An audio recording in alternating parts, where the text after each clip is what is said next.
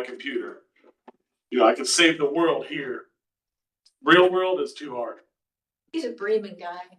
It's true. I live in Bremen. Oh, Bremen? Oh, okay. We're with you. Yeah. You currently live in Bremen? Yes, sir. Wow. He's the You mayor. drive. No, I don't. He's the mayor. So I hear you have musicians there. What's that? The Birmingham music. I mean, they have like a little place where they. You ever read that book? There you go. Get it. The Bremen music, it's spelled just like Bremen. Look the story. You can probably do it right online. It tells you a story, about the animals and the catching the bad guys and all that kind of good. It's a great story.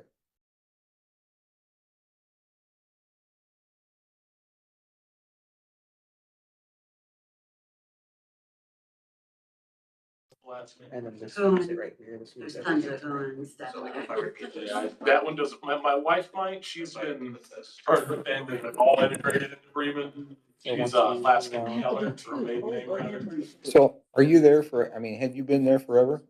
I went to school there, then left and then moved back once, I got out of the military. The guy is deceased now, but there used to be a very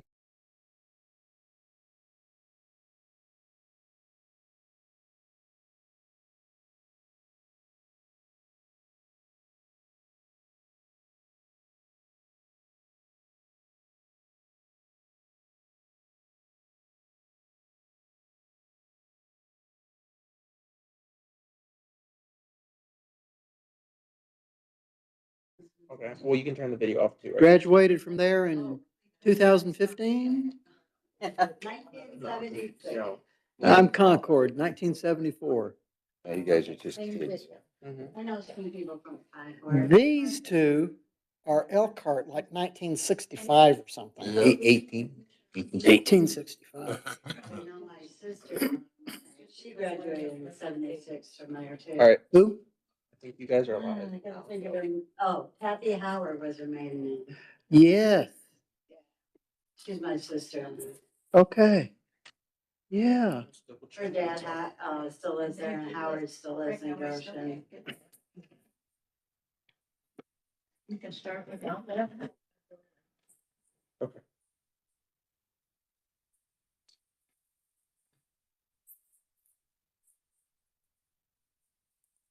It's pulled up on that laptop. Oops, hold it down. Do you have any camera? I do have a camera, yes. Okay. Well, you guys are live. We're live, so not behave. I wouldn't use this for presentation purposes unless the board needs an arrow. Yeah, we can. You probably will know into the system and get the stuff set up. Just know when you're gonna go on your first break. Okay. They don't do anything here. What? I don't. Do you have the VCR stuff going for the recorder? DCR, Or do you not want few that? decades removed from that. It'd just be good with the YouTube side of things. Thank you. I can get that.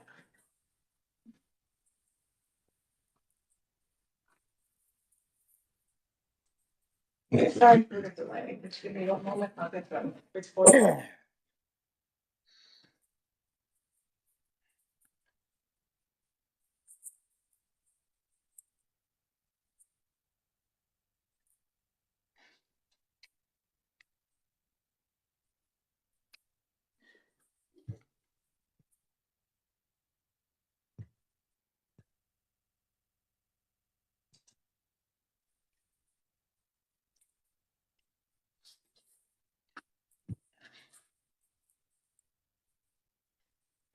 Oh, we still have lack of HOA enforcement, by the way. Kathy, does Kyle have competition? No, not yet. Oh, okay. The head of our HOA is the one breaking all the rules. Democrats can find anybody that want to run for it? Yeah. Tell you what, Harrison, you run for it. You don't have an office. Okay. You don't have a staff. This is an administrative hearing pursuant to Indiana Code 6-1.1-1-1. Written notice of this hearing was provided to the applicant petitioner to let them know that this hearing was set for Tuesday, February 3rd, 2026 at 9 o'clock in the morning in Goshen, Indiana.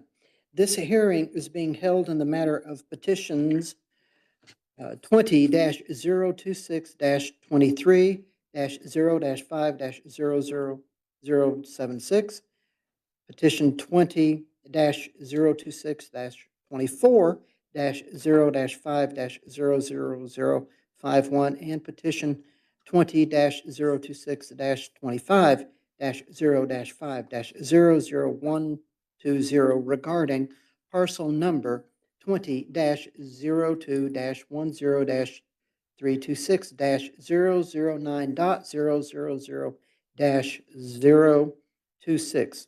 My name is Mike Settles, and I am a member of the Elkhart County Property Tax Assessment Board of Appeals.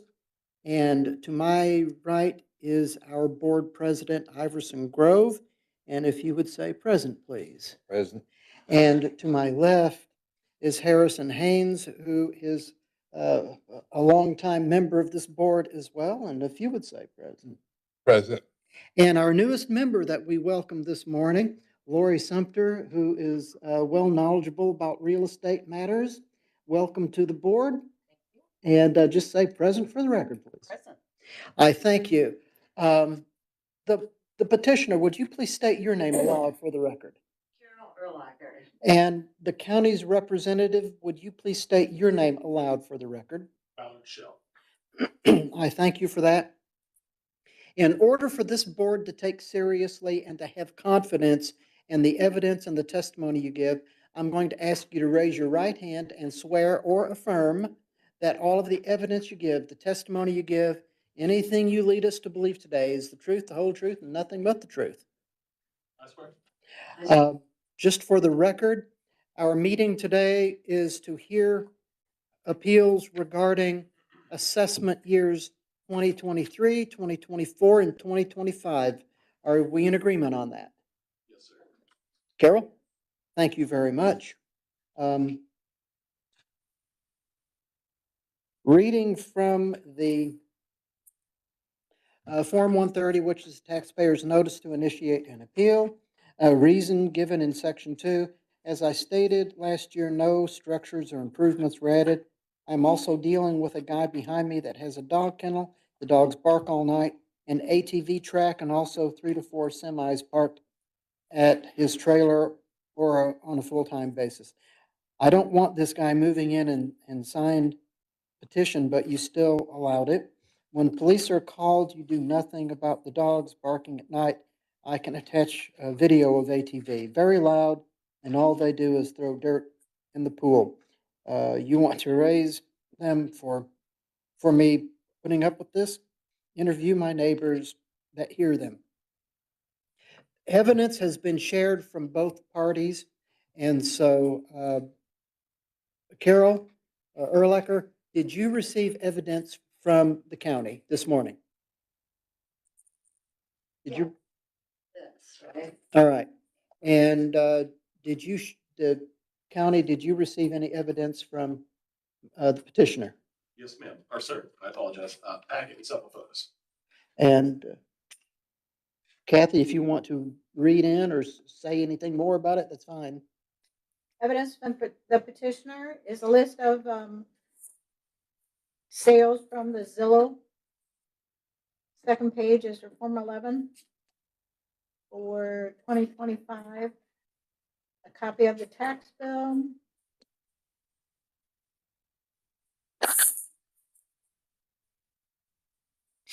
I think it's an escrow from the bank. Another listing of homes in your neighborhood. Then there's a Zillow listing. An individual Zillow listing, 1, 2, 3 copies of the listing and the photographs of the listings. And from the assessor's office, we have a packet. Kathy, we also received photographs. I'm sorry. I have a number of photographs of the conditions that the petitioner is referencing. From the assessor, we received a packet with a cover sheet for 2023. We have a property record card and the county valuation model. 24, we have a property record card, valuation model, and some comparables submitted by the petitioner. In 2025, we have a copy of the property record card and a copy of the 25 valuation model. Thank you. At this time, I'm going to invite the county's representative to come forward and to give us the county's side of information on this.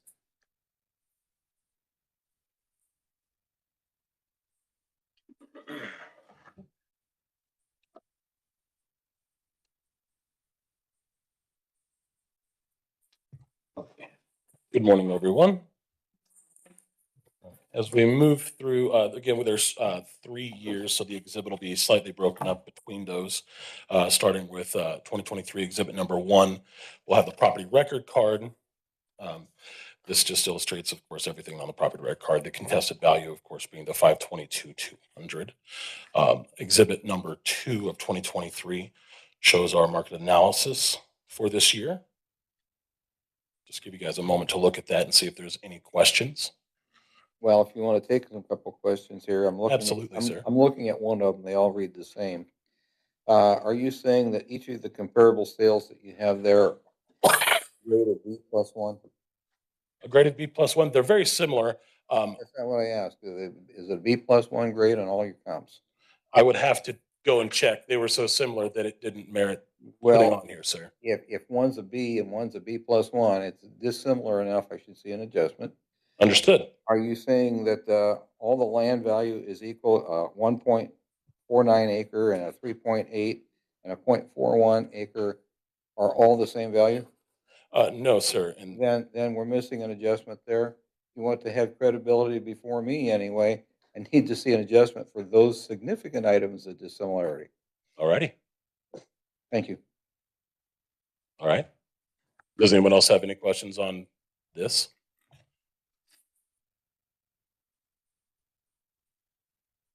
I'll have a question probably after you can continue All righty. with your testimony. All right. So as we move forward, forewarning, the models all read the same. So you might have that similar No, I saw that, contestation. yeah. Okay. In 2024, again, we have the 2024 property record card. They should be highlighted to give you guys the split on there with the respective model. Just with models, I don't want to set it the notes, but these are all MLS sales for 23, 24, and 25. Just behind this is going to be the comps for the petitioner. This is a front and back page. And then a second page is just the notes thereof, just noting what the main differences of, as not all of these are going to be comps that we would necessarily use for the market analysis. If you'd like, we can go through them one by one, but as they just go down top to bottom, it'll be split. And then the back page is that second portion down at the bottom. Questions then, and this is just for my notes. Yes, sir.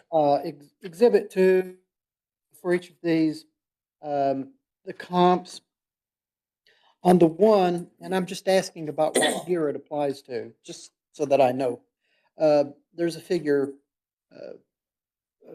589, 300. What year is that for? That's 2025. That year we'll be offering a reduction. So that's 2025, that value. Sorry, I should have labeled those at the top as well. That's okay. And then the 578, 600? That's 2023, sir. Okay, and then I can figure out the next one.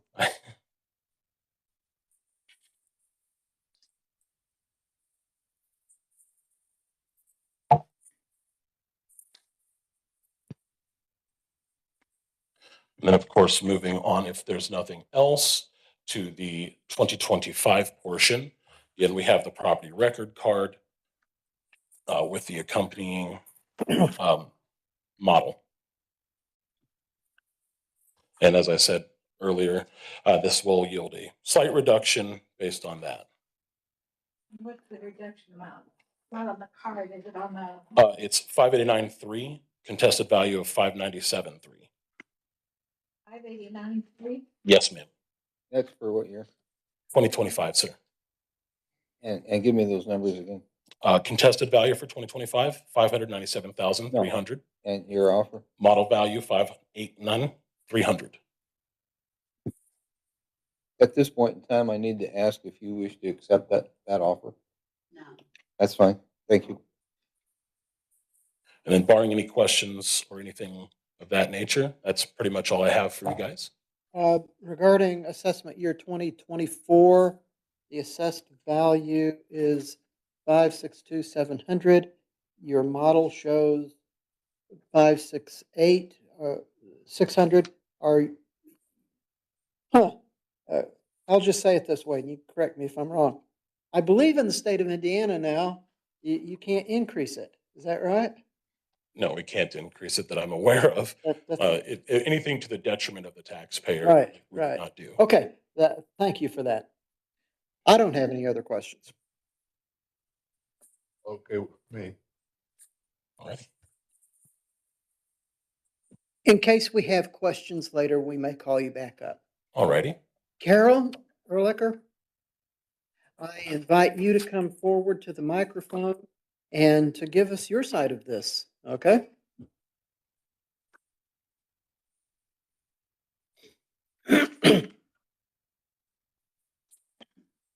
Well, first of all, I'd like to say we didn't want all that land. Jeff Chubb came to my house after 8 years and said that your house isn't built on your property and you have part of the neighbor's property, and it had been surveyed by his surveyor plus 4 other times because we had refinanced. So I'm not sure how getting stuck with all this extra property should be costing us when we didn't want it in the first place. But I will never get what they think I'm going to get from my house just because of all the stuff around us. Yeah, I gave you the thing, a list of things to read, but the house, the property next to this State Line Road address, they've had a cease and desist on it for like 3 years. They built a shed, a lean-to, and there's 2 other buildings on it, like little boxes you can see that were built for some reason. And they've had yellow crime scene tape up. This is directly behind us, so I see it every time I look out my window. And code enforcement is the one that put a cease and desist on it because they have 4 buildings on this property with no house. So I look at that all the time. That's photos 1, 2, 3, and 4 and 5. I have them numbered on the back. So you should have 1, 2, and 3, and 4 and 5 are the ones I couldn't get extra prints of, but they're up there somewhere.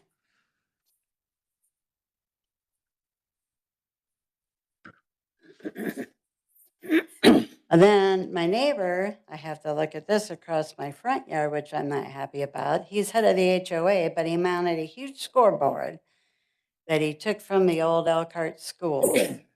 And it laid in the yard a few years, so I kept calling code enforcement and calling code enforcement, and then they started fining him. So then they said to him, well, if you'd mount that, we wouldn't be able to fine you. So he mounted it, and he said, oh, told them he was going to paint it and fix the lights on it and get it running for the kids. It's sat there over a year now with nothing done. So I look at that out my front window. Then I've got a house that's like across the street and 2 over, that's 500 square feet more than ours, and they're only getting assessed at 174 a square foot, which theirs is actually more square footage than ours. The county has allowed dumping in our neighborhood, which we finally did get stopped, but that's in photos 10 and 11. And my friend actually owns a house next to it who's actually assessed at less than ours. And he has a big pole barn, and his house is way nicer than ours with more square footage. And it's been on the market 8 months. He can't sell it. He can't sell it at that price. So, then we've got, I did a market analysis of 16 houses that it's either sold off of Zillow or off of this magazine we get in the mail once a month. And none of them were even close to our assessed value. Then we have Adam Brown's house in our neighborhood, which was one of the nicest in our homes in our neighborhood. Code enforcement put a deceased on him because he's got like 4 different properties, 4 different buildings on his property. That one that sat there 3 years unfinished. That's photos 7, 8, and 9. And now he's gutted the house to pay his debitors because he has so many lawsuits against them. Even First Source Bank says my houses went down 110,000 in the last couple of years. You know, because they give you that mortgage thing every month and they tell you if it's up or down. We've made no improvements. I have a list of these houses. All of them together equaled 129 average square foot. We're being assessed at $238.92 a square foot. When we go to get our taxes done by this guy in Mishawaka every year, he says, "You're the highest taxes I have ever seen in my life." And he does a lot of people's taxes, and he's done them for a long time. But yeah, we already pay $5,246 a year. And I don't know, my COLA came to $12. We're retired. You know, I feel like you're going to price us out of our home if you keep doing this. I've already filed for the senior discount for next year, but you know, a couple of weeks, my husband turns 69 and I honestly can't afford any more a month in a payment.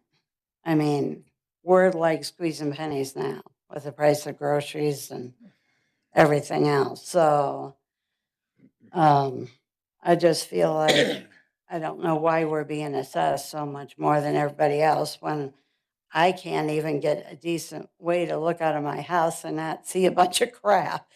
There was also a photo of a car in those pictures that have sat there. That car hasn't been moved in probably 5, 6 years in the woods behind us. Carol, a question for you. Yes. And I'm going to ask for each of these 3 years, okay? So for the assessment year 2023, if you were to put a sale sign up on January 1st for that year, what would you expect to sell your house for? What would you want realistically? And I'll ask for the other 2 years as well. Well, your real estate, all the property that you have. What I'd like or what I think I'd get? I don't know how to answer that. I just need a figure. I would say probably 540. Because of all this stuff that's been around us for 3 years, if not more. Would you apply that figure to all 3 years or just one or? Yeah, I would. Okay, all right. Just because of, you know, the scoreboard, the guy's head of the HOA, there's supposed to be no signs in the neighborhood, yet he's breaking the number one of the rules. I mean, it's bad. It's really, the houses in there are going downhill. Nobody enforces anything. We pay $500 a year for nothing, basically. Harrison, did you have a question? Go ahead. We get that the argument that you're making primarily is that the surroundings, the property surroundings seem to have They're going to knock down the value of my home. right, it has a detrimental impact on your property is the argument that you're making. Harrison? Have you ever tried to sell it, which would then prove your theory that you're correct in your stated figure? Have you ever tried to sell it? No, we don't want to move at this point unless we go into a nursing home.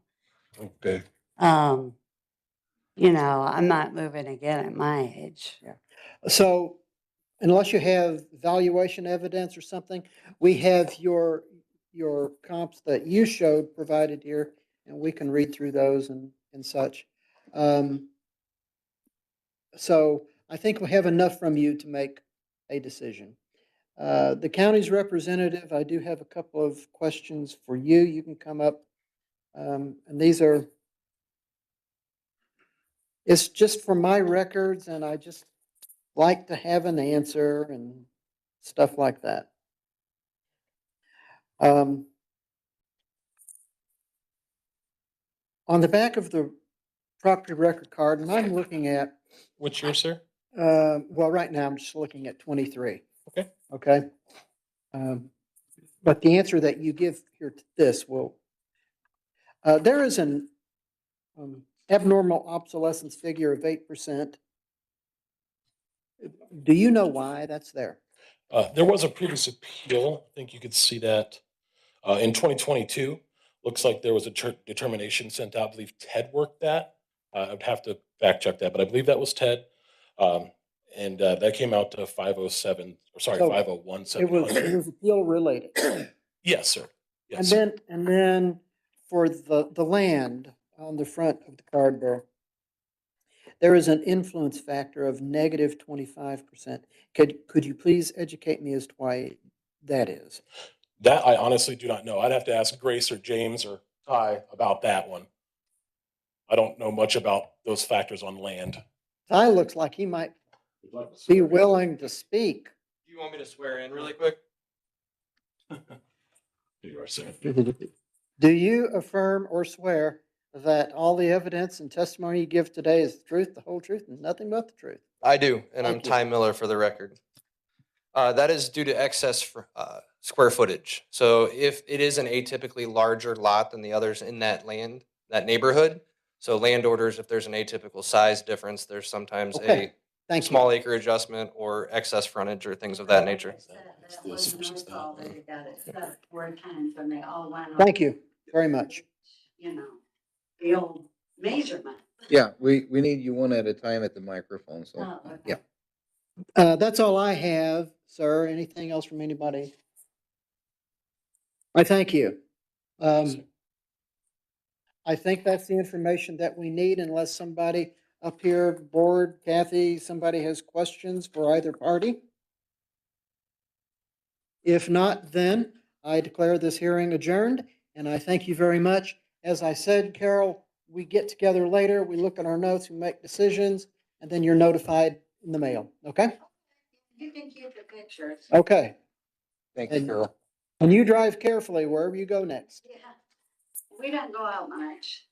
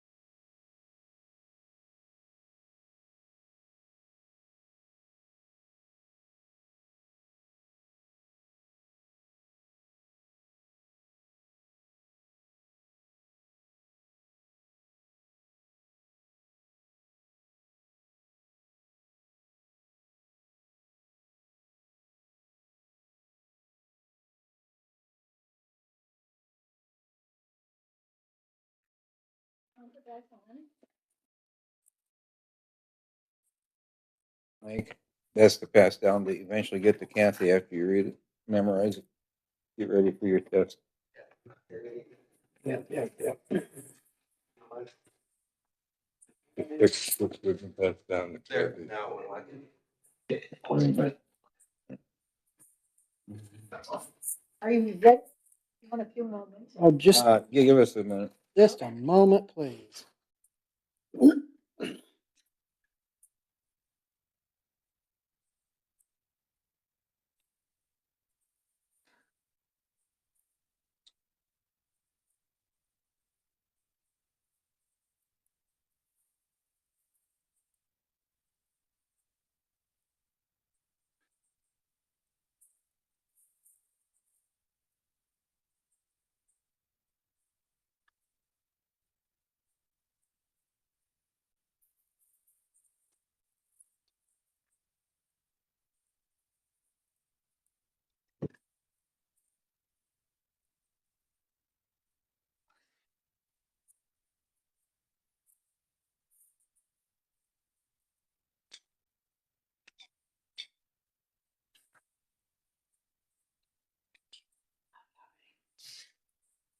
Yeah, she has a full copy.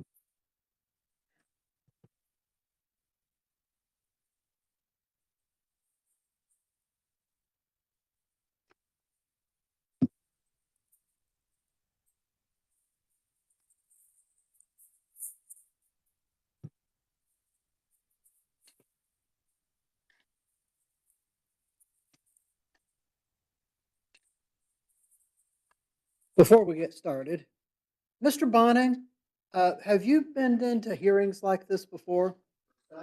Oh, you'll enjoy this one because this is an industrial one by tax rep.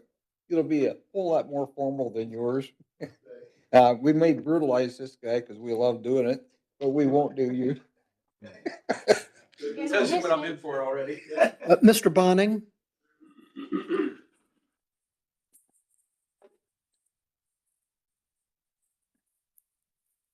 I'm ready, Kathy, and I'm good. I bet everybody else up here is ready. Yeah. Okay, you're on. This is an administrative hearing being held pursuant to Indiana Code 6-1.1-1-1. Written notice of this hearing was mailed to the petitioner to let them know that this hearing was set for Tuesday, February 3rd, 2026 at 10:30 in the morning in Goshen, Indiana. This hearing is being held in the matter of petition numbers 20-021-24, 0-3-00022 and petition number 20-021-25 0-3-00017 regarding parcel number 20-13-35-277-019.000-021. My name is Mike Suttles, and I am a member of the Elkhart County Property Tax Assessment Board of Appeals, and we have three other voting members with us today, and their names are. Iverson Grove.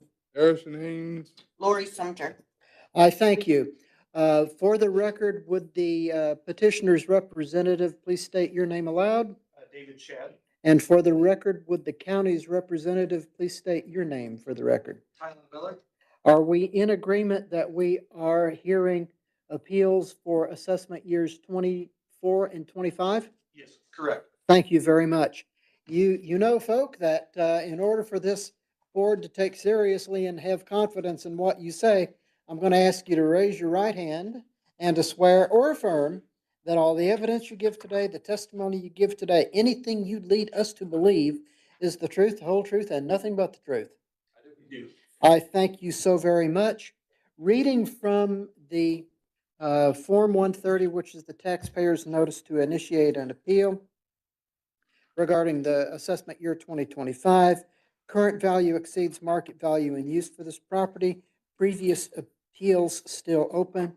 And then for the assessment year 2024, exceeds market value in use, would like an informal meeting to discuss increase in assessment. Kathy Searcy, I am inviting you to read into the record the evidence that has been exchanged between the parties. From the petitioner, we have a packet. First page is photo of the subject, some narrative on what they feel is an error with the assessment. And some calculations and what the new value should be. The second packet they have is photos of the subject property and you mentioned mezzanine. The next exhibit would be some calculation done by the petitioner for valuation. All the rest of it is mostly the calculations and comparisons with the property record files. And from the county assessor's office, we have 24 and 25 property record cards, photos, sales disclosure form, permit, mezzanine calculations, and 6 would be some articles in regards to mezzanines. If both parties do not have any objection to this procedure, I'm going to invite Dave Schatt, the tax representative for the petitioner, to come forward and to give your side of the story.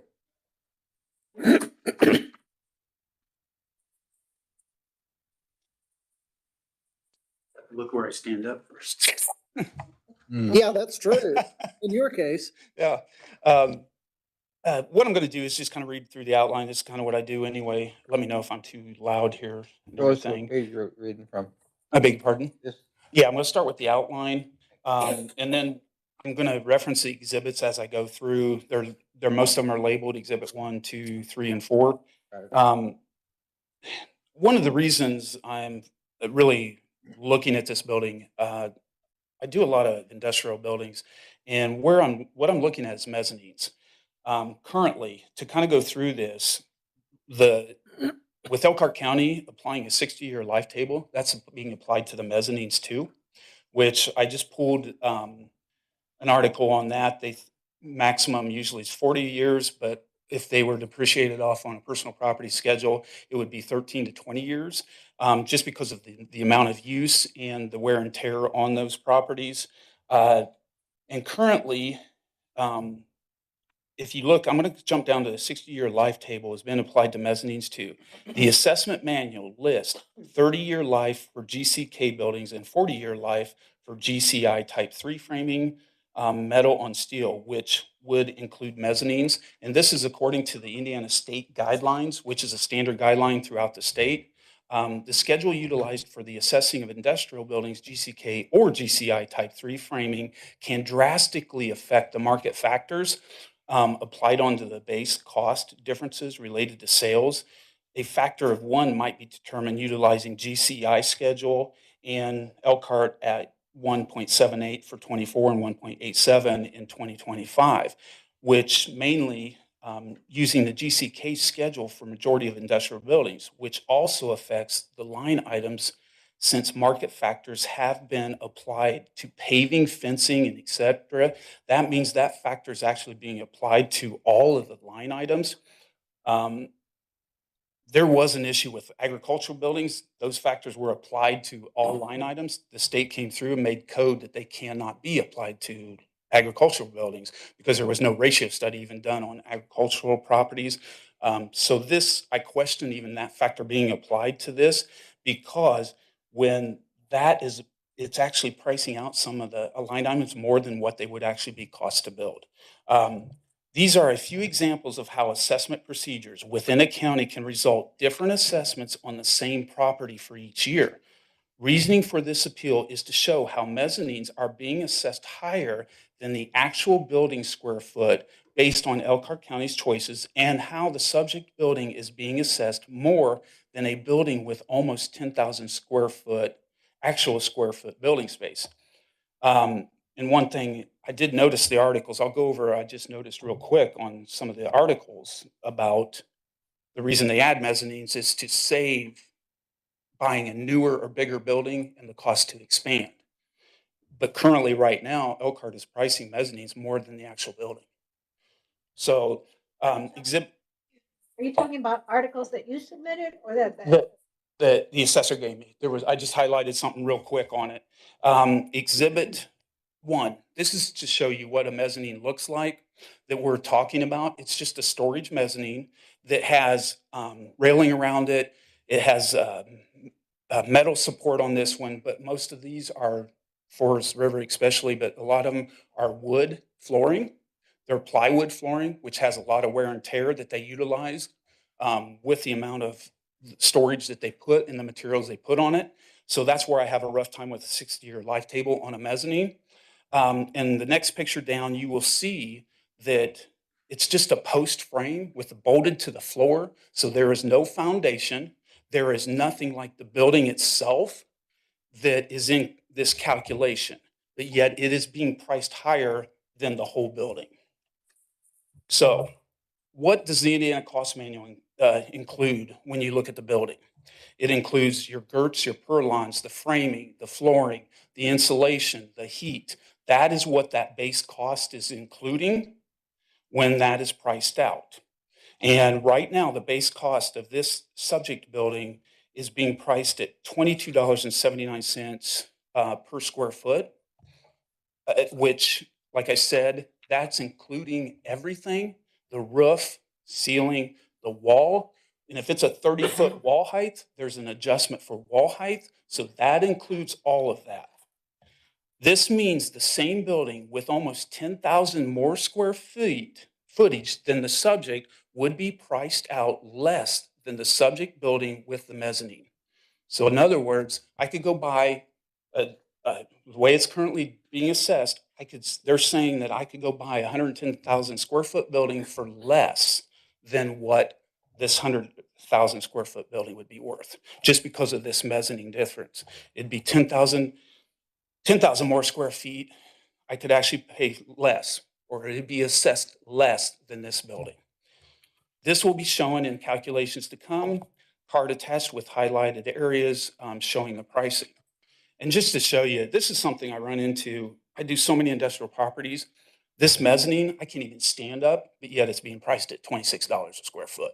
To me, it has no contributory value. It's minimal storage space. And that's what happens with some of these mezzanines. You really have to look at close because it prices out with a market factor at $44 a square foot. And what I tried to get a realtor to call to verify when they lease a building, does the mezzanine space get thrown in with the square footage of a building? And I actually had someone that just was thinking about listing a building. It is not included in the square footage of the building. So if I have a 100,000 square foot building and a 20,000 square foot mezzanine, just storage like this, the lease rate is going to be based on the 100,000 square foot building. So example 2, this is a spreadsheet. And what this is this is actually the building showing what the base cost is for the building, highlighted in blue, and what the mezzanine base cost is. So if you look, the base cost starts at $22.79 for the building, and then after the factor is adjusted $37.32 a square foot. You look at the mezzanine, the base cost is 27.45. So right there shows that it's being assessed more than the building itself. You add that factor onto it, it prices it out at $44.95 a square foot. That's $7.63 a square foot difference, just the way that is right there. And again, this is looking at it. If I'm going to assess a building, how can the building with walls, concrete floor, foundation, everything be more than that, be less than that mezzanine? So if you go down and you look at the pricing, and what I did is I plugged it in, example with the subject data, to show if I had a building with 49,225 square feet, which is 10,000 more square feet, than if I priced this building with 39,225 square feet with the 10,000 square foot mezzanine, the value comes in higher on the less square footage building with the mezzanine. So that means that a building with 10,000 more square feet is going to be assessed less. And if from a market standpoint, is someone going to buy a 10,000 square foot less building, for less than, the building that has, that's what I'm saying. It basically is higher for that building with the mezzanine. This example shows a building, it has an outline of the reasoning behind what I'm saying right below that. The next sheet, page 2 of this, shows the actual square foot, the mezzanine, what it would add up to square foot with the mezzanine. Again, going back to real estate market, if this was to be leased, it would be leased for the $39,000, the rental rate, and the mezzanine would not be included from what every listing I have seen. So that is where, how much value does that mezzanine actually contribute?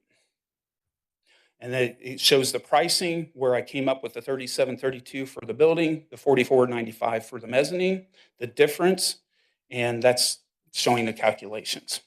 Example 3. This is a building that's actually here in Elkhart. And what I did, it's a new building. So, and it's, this one I believe is approximately 26 to 28 foot high. 191,000 square feet with a mezzanine in the building. And it's on the next page, 46,492 square feet.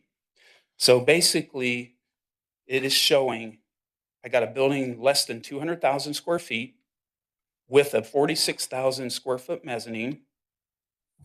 If I priced out the building with 238,406 square feet, basically taking the mezzanine and adding it to what an actual building would be, this shows that the building actually prices out higher with the mezzanine than the actual building with the more square footage.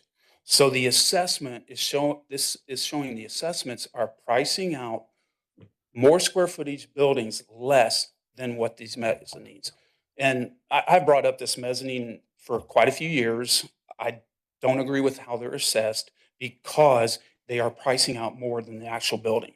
And what I key in on the reproduction cost or replacement cost of the building in Indiana, it includes everything: foundation, slab, walls, roof, ceiling, insulation, heating. That to me there's no way that that can price out more than the building itself, especially when it's assessed value wise. So that's where that is kind of showing the difference, that how much it actually prices out, and it does price out more with a less square footage and a mezzanine. And again, if I go back to the lease rate, if they were to try to lease this building $4 a square foot, let's say on 191,000 square feet, is not going to be the same as trying to lease $4 for $238,000 a square foot. The rental income is going to be a lot more. Could you, that rental rate you're talking about there, go through that for just one more time? I want to follow it. Yeah, when they lease an industrial building, if you look at the listings, and that's just throwing out a number, it's not the actual rental rate. Right. Let's say I've got a 100,000 square foot building. All right, the rental rate's $4. Okay. Okay, that's $400,000 annually that I'm paying to lease that building. Now, if I have 150, or let's say 150,000 square foot building, multiply that times, I'm paying more on a rental rate, which means on an income approach, that would have a higher value than the building with 100,000 square feet. And what I'm saying is they are not going to pay that $4 rental rate for that mezzanine space. They are looking at the actual square footage of the building to base that rental rate on. And I was trying to call, actually, I had a phone call on a realtor because there was a gentleman that said they're listing an industrial, and then basically said there was no rent associated with the mezzanine. Dave, what realtor were you talking to? I don't want to say his name until I talk to him and make sure he's okay with me. Well, you're gonna use it here. I need a name, so go Oh, ahead. no. So I'm interested in this particular study of the mezzanine contribute. So that you know what's running through my mind, all right? You would agree that a facility would have to have restroom facilities if people are going to be there working. Yeah, correct. Yeah. And if I'm going to rent it, if I'm going to buy it, what kind of a contributory would the restroom have? It's a smaller restroom or a bigger. You follow what I'm saying? Mhm. Trying to figure out the contributory value of the mezzanine. And I know you've spoken to it, but I'm still, if I'm looking for some place for my business, okay, I'm trying to figure out how much the mezzanine really is to me. Right. Just speak to that. Yeah, that's where the market would come into play. If I'm looking at a lease, if I look at a listing and I've got a 100,000 square foot building and they're wanting $4 a rental rate for that building, excluding mezzanines, because the actual building space is $4 a square foot. They're looking at the square footage of the building is what that rental rate is based on. Now, if there's a difference like office mezzanine, which is actually space that they can use, and that is different. A lot of times that will be included with the space, office mezzanine, because of that finish type. A very good example is warehousing. What they do is they will lease this. It's more cubic foot, what I would call the actual square footage. They take the building square foot and they will rent that for so much a square foot. Mezzanines are actually more detrimental in these buildings because I just did a warehouse building 75 foot tall. Those mezzanines would actually be detrimental because they can rack that high and they want that space going from floor to ceiling. So that added space does not have any contributory value to that warehouse. I got to follow up. Okay. Okay, yeah. So if I'm buying it and there's a mezzanine that's in my way, I'm offering less money, right? You could, yeah. And that's the case. That's why a lot of times you'll see them remove these mezzanines because they're bolted down. They're not influenced in any way. Yeah, I saw. They can tear these down and out. And sometimes this has happened where they've actually removed the mezzanines before they sell them because it is more detrimental to the value than if they just pull it out and remove it. Okay. Yeah. And that's what these things, that's what I'm saying. These are just bolted down with a pole that can be removed. Sorry for breaking your stride. No, no, you're fine. Yeah. I'd rather have that questions and stuff than, you wonder. So that's, yeah. Is this building owner occupied Yes, it is. Yes. manufacturing facility? Yes, correct. Yes. Yes. And then I went to, this is another building within Elkhart County on Exhibit 4. What I did is I looked at this building size, 160,000 square feet, has a 22,000 square foot mezzanine. And I priced it out just to see where it came out if I did a building with the same amount of square footage, actual size of that building being that much bigger. And it priced out approximately $50,000 less for the building with 22,000 more square feet. So what this does is it really can cause an issue when you're assessing by applying a higher value to the mezzanine as if it is actual square footage, which again, when you price a building, it includes everything. So when that building's being priced at $23.47 base cost to start, that's including everything. And the mezzanine is actually starting out more than that for the pole and that decking. So that is where I'm trying to show how much difference this can make in the assessment. And if you look at the pictures on that Exhibit 4, that framing, those walls, those doors, everything is part of that base cost. When you assess that, that is your base cost that includes all that. Mezzanines, all it is on this particular case is a pole bolted down with a decking, a lot of times plywood. So that's what I'm trying to show is how much difference that can make just in the assessment for that mezzanine. Which to me, I'm going to pay more for 183,000 square foot building than 160,000 square foot building with mezzanine. So this is what I'm trying to show is the difference in the pricing just for, in this location, there's actually 5 buildings. If you're assessing mezzanines more, they are going to be, their tax liability is going to be higher on these buildings than a tax liability for a building that's 20,000 square foot more. So the couple exhibits I put on there, that's just showing additional at the very end. It shows the mezzanine after factors, $44.95. The $37.32 after the factor, and the difference is $7.31 per square foot just because of that. So you're pricing this out as like it would have 10,000 more square feet, more than 10,000 square feet in the building. So then I posed the question from an assessment and market standpoint, how is this possible?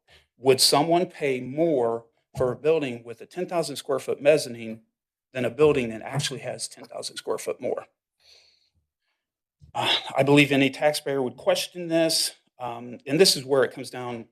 Assessment process can be very influential on this. If you went off the GCI schedule and the factor was 1, GCI pricing would be higher, mezzanine price would be lower, and you would not be pricing the mezzanine higher than the building. So there's ways and choices that are made that actually influence that value. The last page. So what do? I do agree it has contributory value. One thing I do not agree with is a 60-year life table on a mezzanine.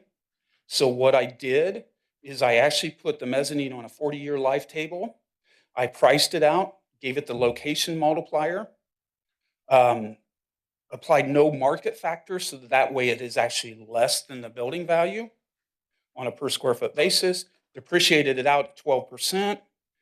The value added is 205,000 for 24, 200,000 for 25, and the total, Dave, yes. go a little bit slower on that. I'm writing numbers down. Okay, it's actually on the last page of my outline. Okay. Okay, it says the cost is the actual cost of the mezzanine in the column there. I listed the square footage 9,240. The cost is 253,638. Then I just went across the location multiplier 0.92 for 24, 0.9 for 25. And then that's where you get the no market factor value. And it's 233,347 for 24, 228, 274 for the 25. Then I went ahead and depreciated it out at 40% depreciation because I do not agree with the 6-year life being applied to the mezzanine. That subtracts 28,000 basically on the 24, 27,000 on the 25. The value added 205,345 for 24, 200,881 for 25. The current value is off to the side to the far right there, which shows the difference in red for each of those years for the mezzanine. So what I did is I added up the total values, subtracted the difference of the 210,000. That's how much difference it would make by doing it. So that the value would be 2,352,600. I added the land value in, so the total value would be 2,465,400.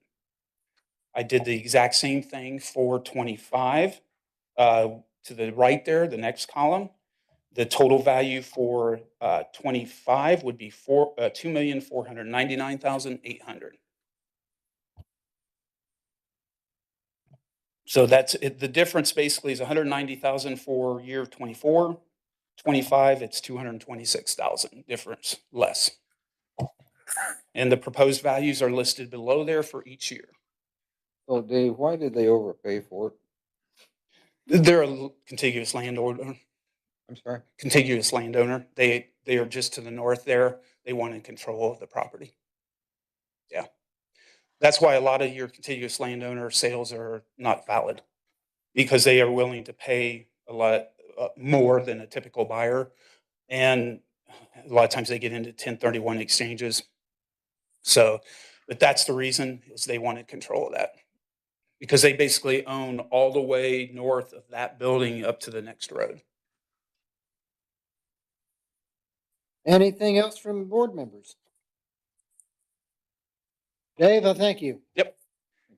And can I respond to I just looked at this real quick. This is the first time I saw it.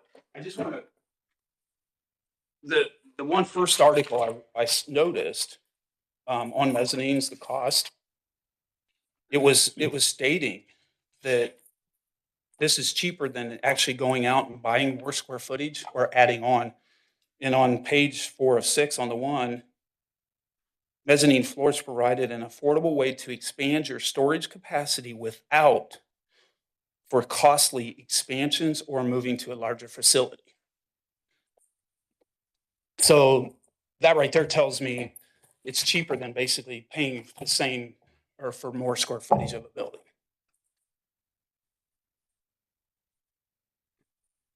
Tylen Miller, I'm going to ask you to come forward and give the county's side of this.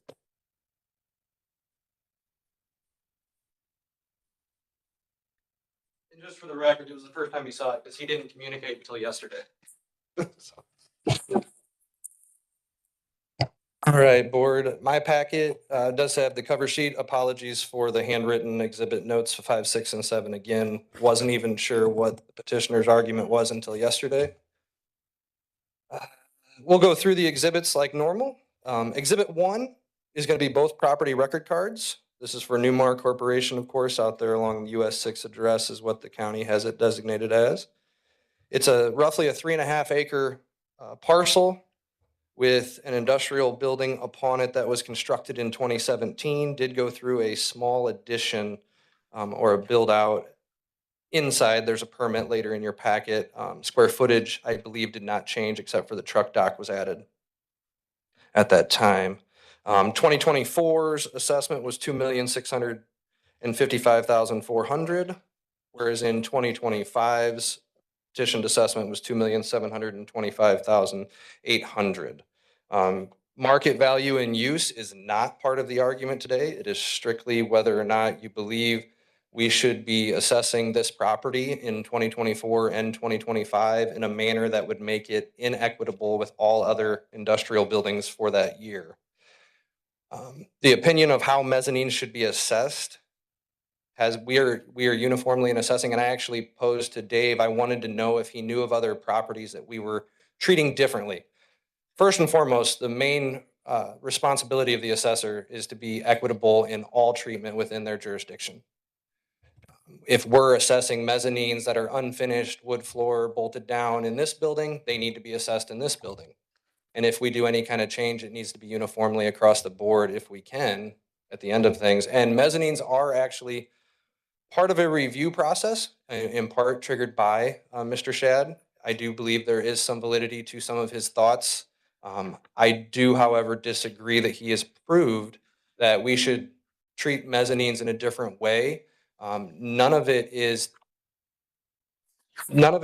pointing towards any substantiation behind it. That's market value and use reasoning. He keeps saying the remainder value is what he goes back to. So if you look at the remainder value that is currently assessed for 2024, we show $1,273,850. I would like to know if the petitioner believes that you could build this building as it is described in its entirety for that figure. I don't believe that is, if I believe that the cost tables are failing, or if I find that the market is indicating the property is being overassessed, one of the first things I'm going to look at is there anything in our data that's inflating values? I'll give a really good example that the board has seen often. In-ground swimming pools. They are typically overassessed. Now, yes, you have your atypical, extremely extravagant ones, but the cost is. So you'll find oftentimes if we can find market value reason in an appeal that a property that's residentially is overassessed, we'll actually go in and make it a market adjustment on the item that we believe is being overassessed first, which would be the pool, the inflated nature of the pool. It's just unique that the representative is arguing for the mezzanines. There's no argument over the eye wash or the emergency eye cooler or the refrigerators. You know, those are being trended as well because they're part of the building. They are everything that makes up the building. One could say that we're trending the screws inside everything that holds everything together as well, because it's built into the cost tables. Exhibit 2 is more or less going to be just some images so you can picture the building since we don't have the display screens functional. Exhibit 3 is a copy of the sales disclosure form that you can look at at your leisure if you want. Exhibit 4 is a permit for the new loading dock and delivery area. It was $330,000 estimated cost, or declared cost, I should say, on the permit there. Bottom third is where you'll find that information, and it was roughly just shy of 1,500 square feet. That was not assessed on the property record card until 2024. And you can see some of the notes as to the field visits. Only the foundation was present January 1st, 23. It wasn't put in 100% until April of 23, which would mean that 1/1 of 24 assessment was the first year that was actually assessed and part of the building. Exhibit 5 is just some rough estimations. If you are curious, if you believe in the allocated, if we should look at just the assessments of the mezzanines. And this is a good time to also bring up that mezzanines are being lumped all together. In the front end of the representative's testimony, he lumped them all together. And then after talking about Exhibit 4, he spoke to office mezzanines being different. That is a big factor. We do not assess office mezzanines to the same price per square foot as unfinished storage areas. I will say that there are a wide range of unfinished storage areas. I mean, a few of Dave's pictures illustrate that. Some of them can be just 5 feet and they store everything that they possibly can up there, or others can be, you can have pallets upon pallets on them. Some of these are robust enough that you have an entire assembly line operating in these mezzanine spaces that are unfinished. They're not office spaces, but they're fully weighted. They even have small elevators that can lift product up and down. Some of these mezzanines even have bathrooms put on the same level as well. So that was partly one of the things that I think if you're going to dig into this, you have to make sure you're comparing apples to apples. The exhibits in the petitioner's packet of petitioner 3 and 4, I would question what types of mezzanines are being involved in those, and I'll speak to that later. Just to continue on with my flow of exhibits, we are around that $42 a square foot for unfinished. When you look at just the when you take the location cost multiplier, the depreciation, and the factor, if we left everything the same, which I understand the representative disagrees with because this is using the life expectancy that we currently use for all industrial buildings like this. And Exhibit 6, which are all the articles, you'll note that a lot of the ranges of price per square foot, obviously there are a ton of factors from even the types of handrails, the load bearing weight that these can support, whether there's sprinklers and everything like that vary. But the rough estimate is the lowest quote I saw was from 6D, Article 6D, which is just the unfinished type, was $30 a square foot to have one of these constructed or added to your property. And of course, it was $30 a square foot was the bottom on that one. Another company was 40 was the bottom. Another company was 60 was the bottom. And Article 6A, which was quoted as saying that these are seen as a cost savings because they should cost less than the building. I would argue if you're following both arguments, if we're saying that mezzanines are cost effective, then why is the representative not pointing out that the cost ladders are failing miserably to price the building itself out appropriately? Both of those things can't exist. I would argue that the representative is being biased. He's nearly finding one thing that would lower the value, and he's not looking at everything unbiasedly. Is the building itself being priced out at market value and use or at the construction cost of what it should be? And should we be looking at that? So if you want us to correct the mezzanines, I would argue we need to correct it all, which is why we are in market value and use state, which should drive all evidence unless you see an inequity or a non-subjective data error, a measurable thing that cannot be debated. We have a measurement wrong. We have sprinklers present and there is none, things like that. I'll let you read through Exhibit 6, all those articles if you wish. Exhibit 7 is just communication. Last July, reached out to Dave, got no reply, and then Wednesday of last week, I checked in again because at least on the surface, we weren't able to verify any data, do a field visit because we never got a response. Newmar paid, $4 million. We're at these figures. Can you just help me understand your case? And then yesterday, I got the packets.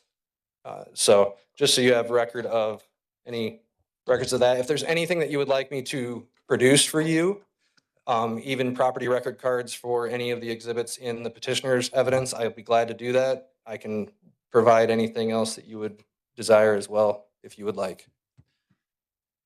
At this point, this question is for both parties. Will the discussion regarding Forest River be substantially the same as the discussion we've been having? Or is it mezzanine or something different? I can only speak for myself and I'll let Dave answer for him. It's my understanding of the packets. It's the mezzanine issue. It's the depreciation or the life expectancy schedule. It's a very similar vein argument. Market value and use, at least as far as I've seen, is not a discussion point. Okay. And the reason I ask that is because he may have something more to say. Do you want Dave to answer that? Well, I did include the cost of the building actually in there. So, but other than that, it's basically the same. okay. In that case, I want to, unless we have questions from board members, On the Forest Service. I want to thank you for your presentation. Dave, we're going to move on to Forest River. Can I just respond though? Yes, please. Right. Up there. to a couple of the.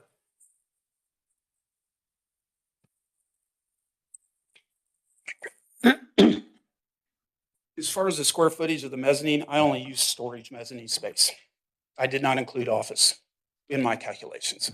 That makes a big difference. It does make a big difference. That's my argument. That storage mezzanine is pricing out higher than the actual building costs.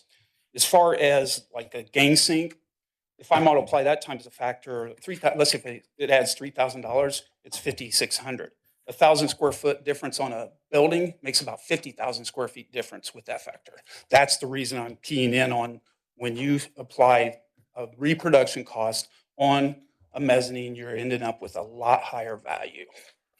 And I do have copies of the state depreciation schedule where they recommend a 40-year life, 30-year life for GCK. That's according to the state guidelines, which if it was a mezzanine that was, and the building was being priced off as GCI, the factor would not be, it would be minimal, if not maybe below 1. The factor on that mezzanine would not be applied then. So the $26 a square foot would be the actual base cost of the mezzanine.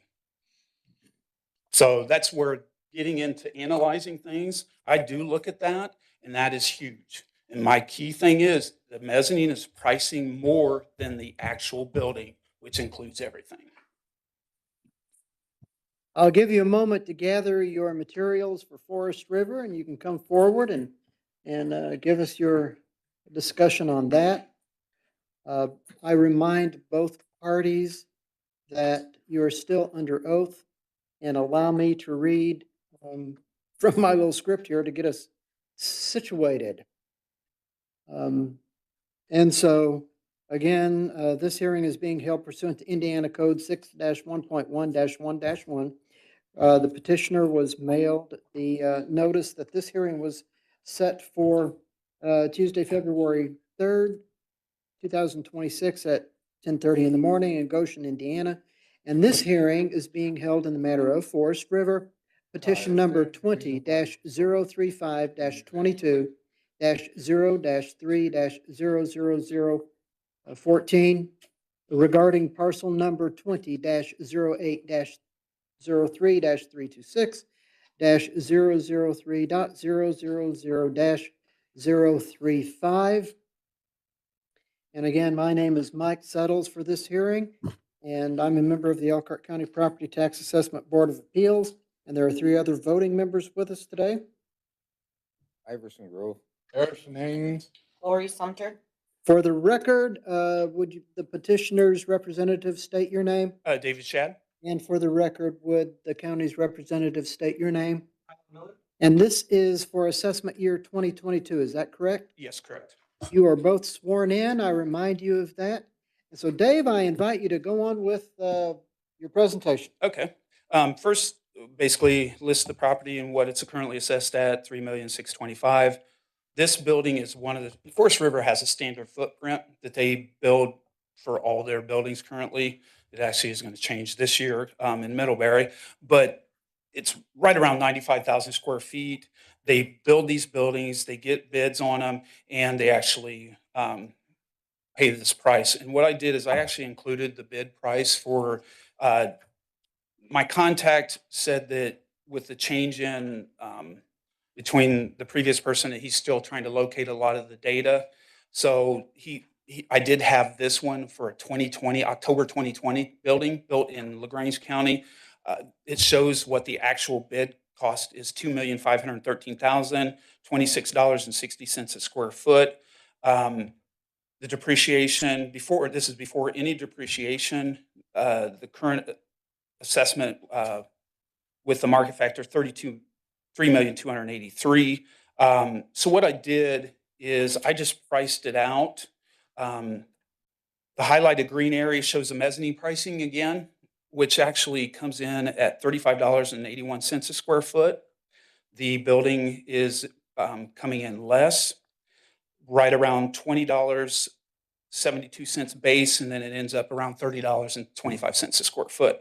So again, these become inflated. What I did here, though, is quick reference. I took the actual cost, depreciated it out. I did use the 60-year life just to apply it. I did apply the mezzanine cost, basically utilizing the 40-year life table again, the total cost with the locate grade and location factor, and it would add 359,500 for a total value of 2,772,000 for that building. Added the land, and the total value assessed 3,114,444 is what I'm asking for that, based on the actual cost of that building. Speak And that figure again for me, please. 3,114,400, it'd be 400, Yep. rounding it to the nearest hundred.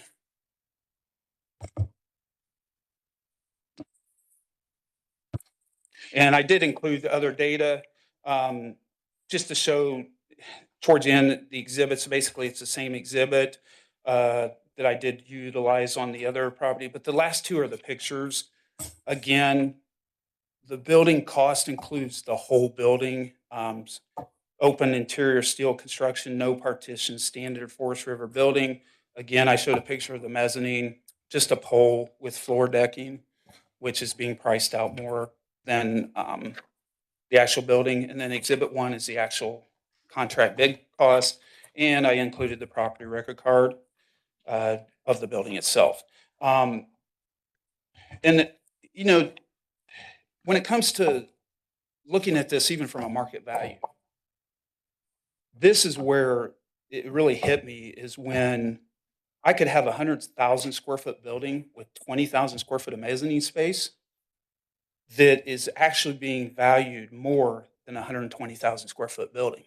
And when people look in a market, they are looking for square footage. So that's where I have a rough time pricing out a mezzanine more than the actual square footage of a building, because you aren't going to reproduce the square footage of that building for the same cost as a mezzanine. And that's where that assessment process becomes very important. And again, if you utilize a GCI schedule, the market factor would not be that high, which means that the mezzanines would be assessed at the $26 a square foot. Thank you. I'll come over to the county. Do you wish to make comments?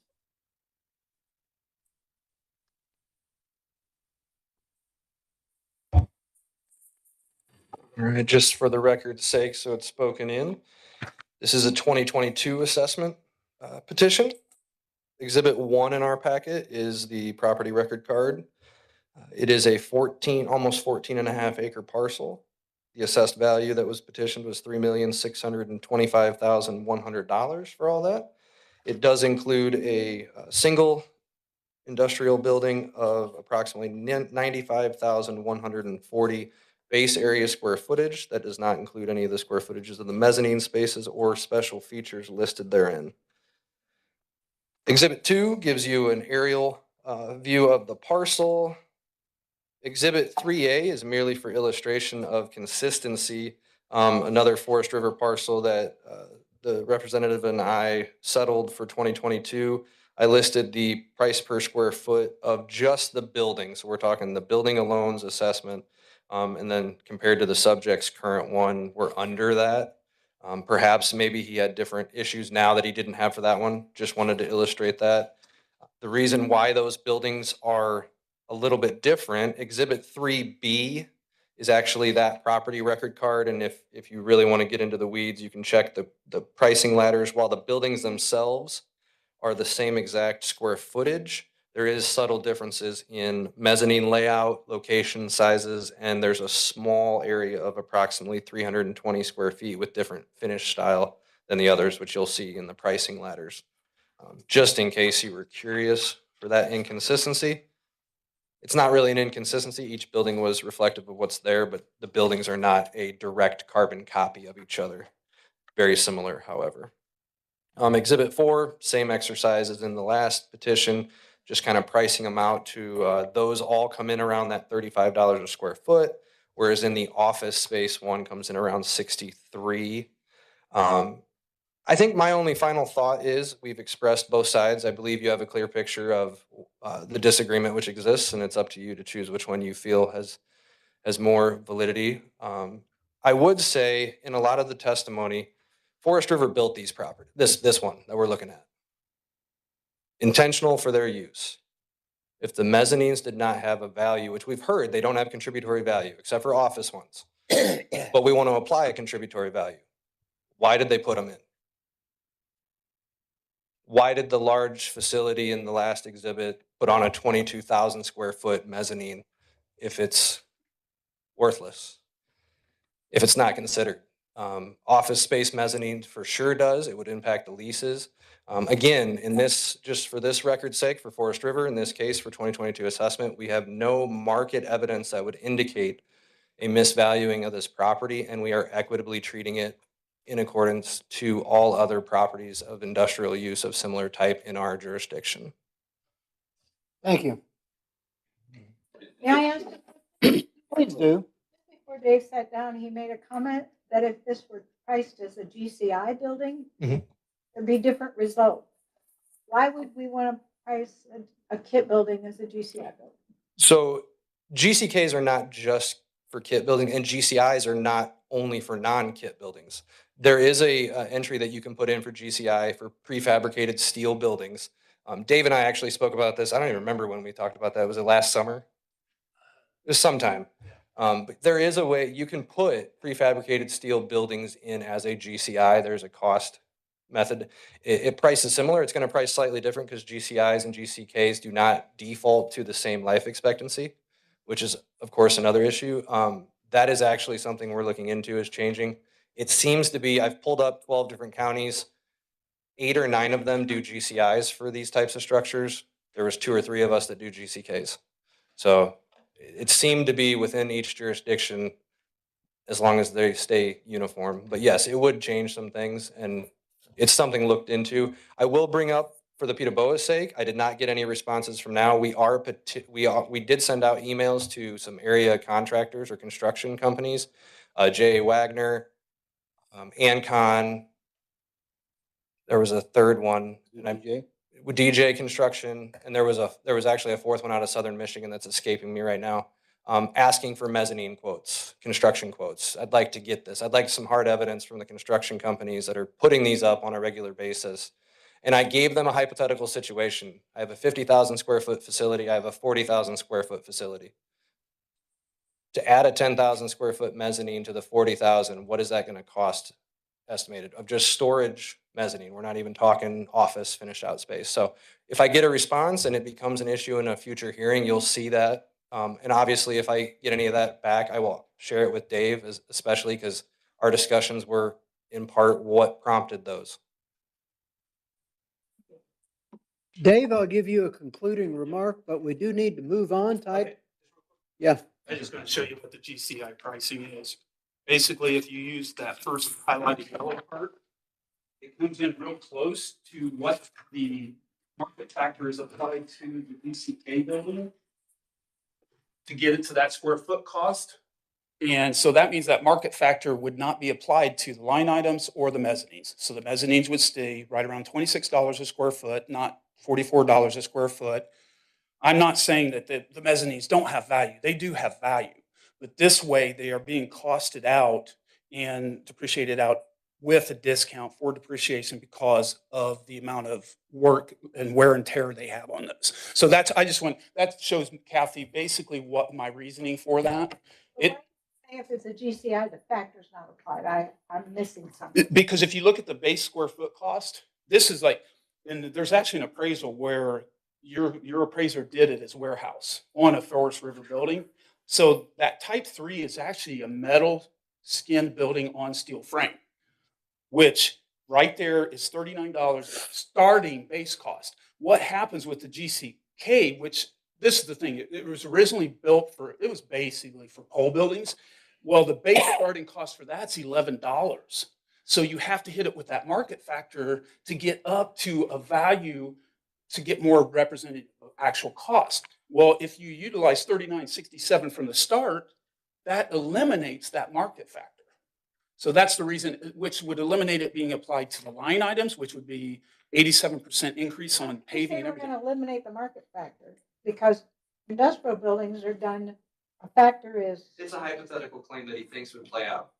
Oh, okay, because we In still my have market. opinion, he's stating it as fact. It's an opinion. It could. Yeah. Potentially. I actually have priced 3 or 4 buildings and just to see where it came out, and it did. No factor. But we would still do our sales ratio study, develop a market factor for all industrial properties. So there's no guarantee that that factor would go away. But if this is where it comes into play, Kathy. Let's say that you do the ratio study on the GCK schedule. You're starting We at don't 11. do it on a GCK schedule. We don't do market factors based on He's schedules. just saying the values we're utilizing are utilizing a GCK costing method. That's what you compare is what that starts with Price it, versus assessment. to the sales price. Well, if I've got a $3 million sale and the GCK is coming in at 1 million, your factor is going to be a lot higher to get to the sale price. If I price it out GCI and I'm coming in at 2.5 million based on the cost difference, the factor is not going to be near 1.87. That's the reason I'm going to say that. But you don't do a sales ratio study for a building, you do it for county. Right. Every building in the county before you would see, am I wrong? Yeah, you'd make the switch to GCI. You'd use GCI cost tables to get your base price compared to the sales price. It may not even change the assessment much, Right. potentially. But it would be the factor would be the difference. Okay. Yeah. Just confused. Thank you. Anything else from board members? Well, I have One flipped thing the I like card. to ask Dave. I looked at the 22 property record card originally, and if I slept through this, I'm sorry. It was 4.3, but now it's 3.9. Are you offering a reduction or was? What are you're on exhibit 3B. That's an entirely different parcel that was referenced to, that was settlement at a higher per square foot than the subject. Yeah. Sorry. Harrison, did you have a question? Yes. Dave, was there a reason why you just got Ty's copies yesterday? So he didn't have more time, had more time to study this? Oh, I was busy and it's my fault and stuff, but actually I started analyzing more into the mezzanines and I was able to pull more newer buildings, which actually supports what I've been saying, that the mezzanines are pricing out more than a building with more square footage. So that I started finding more and more data, and these were like a 2024 building. So that the information I'm able to gather is giving me more chance to actually support it. All right, I think we've got enough to work with and make a decision. I declare this hearing adjourned. Dave, you drive carefully wherever you go next. I appreciate it. Thank you. Enjoy the sunshine. I think there's some sunshine. Yeah. Swing by Harlan, just see if the stores are still open, you know? If I keep going south, I'm going further south. Now they're what? They got lizards falling off the building floor? Yeah, Florida. Oh, boy. Geckos falling out of the trees, so is it freezing? I have some friends from up north that go down there, and I'm sending them a box of snowballs. I'll send them a box of snowballs. I'm sure they'll. Oh, they live up in northern Michigan. So they'll get even somewhere.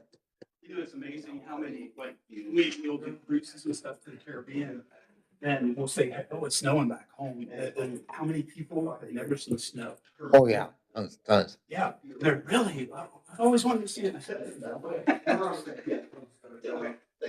We can't go anywhere. We're paralyzed. There's an inch out there. Yeah. Still My haven't son been lives in Atlanta. He goes, Dad, they shut. Oh, they have. You got hills, like this and no traction, They don't have a choice. Yeah, it's a different. Well, it's a great, down there. Yep. I can imagine what We had a- so. Well, safe travels, young man. Yeah, thank you. Appreciate it. Thank you for your time. Nice to meet you. Yeah, nice to meet you too. Let's hope this is simple. So, You're gonna have a quick lunch, guys. Iverson? Sorry. Yeah, we'll do it. Green potato chips. Yeah. Well, shame on you. You'll have to use your imagination. It's amazing. When I build the base building, it's $60 or $70 a square foot. Where the hell does this 23 come from? Back in 1823 or something? That's what I was gonna ask you. How is he coming up so differently than you? well, we'll discuss that in a work session. Yep. Well,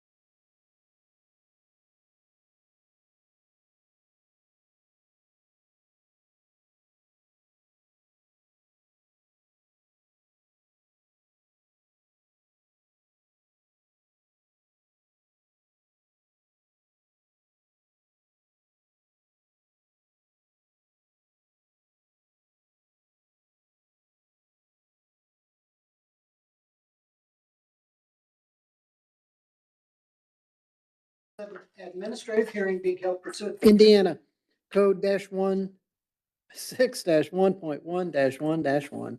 Written notice of this hearing was mailed to the petitioners. Let them know this hearing was set for Tuesday, February 3rd, 2026 at 10:30 in the morning in Goshen, Indiana. This hearing is being held in the matter of petition number 20-015-25-0-4-00013 regarding parcel number 20-11-08-330.030.000-015. My name is Mike Suttles. I am a member of the Elkhart County Property Tax Assessment Board of Appeals, and we have three other voting members with us today. Their names are, Anderson Grove, Harrison Haynes, Lori Sumter.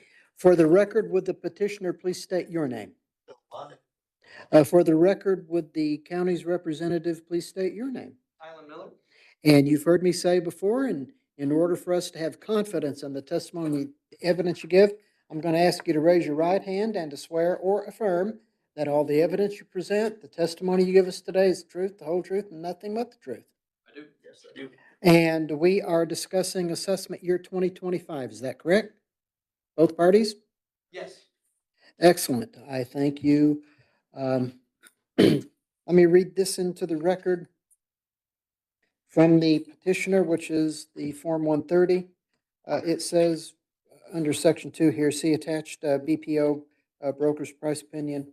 Thank you. Kathy, would you please read into the record a description of the evidence that's been exchanged between the parties? From the petitioner, I have a folder that contains comparables on my street. The spreadsheet, you can review that. The next is the request for the changes. He wants land from 140 to 125 an acre. Assessed value at $84 per square foot. And then we have some property record cards of different properties. And the last page is another table with expenses and leases.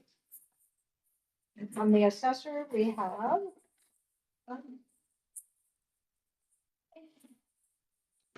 a packet with property record card, pictures, email, history, communication, a Myers Trust opinion of value, 2020 appraisal, and a 2024 property record card.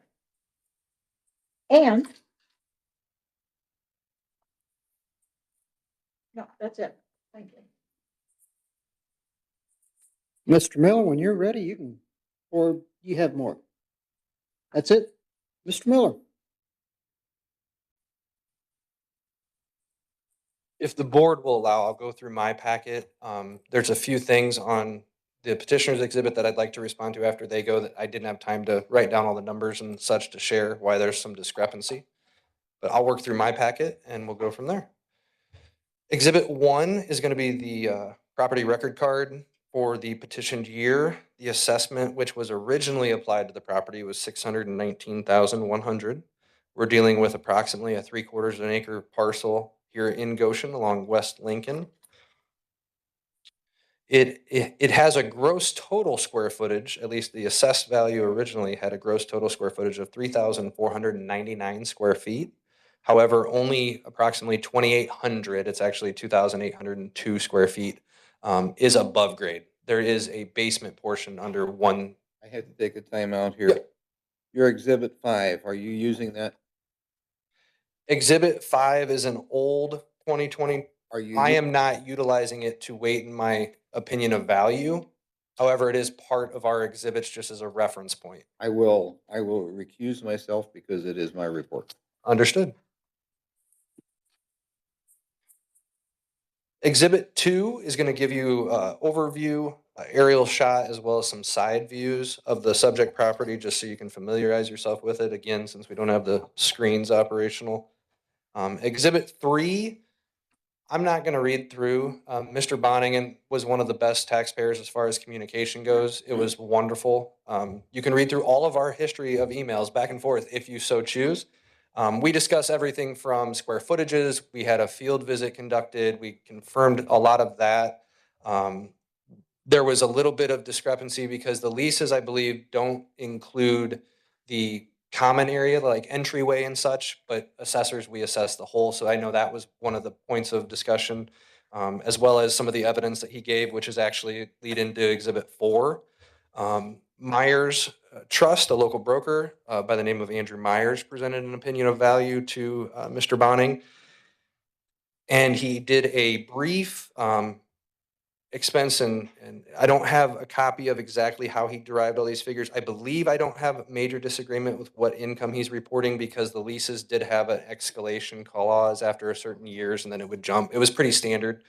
And I think there was some discrepancy as to which escalation point he was using. But again, you're talking $200 a month at most, probably less than that. His reconciled opinion of value was right around that 415, 400 to 415, with a listing price of even higher. At the time when we started looking at the evidence and looking at the income utilizing our capitalization rate and everything, I was coming in higher, and I had the slip over there, but it's okay. It doesn't matter. Today, and Mr. Bonning is aware of this, I emailed him yesterday. We are going to yield to the proposal of 415,000. That's a gross total. So agreeing with Exhibit 5, which was actually the petitioner's evidence, which was provided. In the end of things, I didn't feel like the difference was enough. And as everybody knows, office spaces seem to be the one piece of property that's hard to nail down what it's doing. Now, I will say this isn't like we're seeing a lot of the, I would say, houses used as offices go away. They're going into rentals and such because nobody wants an office space like that anymore. They either want a nice office or they'll just work from home. And a lot of people are even choosing. So the office space is not appreciated like a lot of others, which is the only reason why I reference Exhibit 5. This was appraised back in 2020 for 435,000. So actually, in our opinion and Myers' opinion, we're actually coming in a little bit lower than that time frame, which I think is an illustration of just the demand isn't quite as significant as it used to be. In speaking, I placed a couple calls, and I spoke to a local, another broker, and he's like, it wouldn't shock me if it sold for 440. It wouldn't shock me if it sold for 400. So So I'm writing down the right figure here. yes, What the county is offering at this point is $415,000. that is correct. Yep. I know you've been asked, but I want it on the record here. Are you willing to accept that? I'd like to talk through my points, if that's okay. Okay. I have a question for Ty. Yes. Sir. There is this income information, Mhm.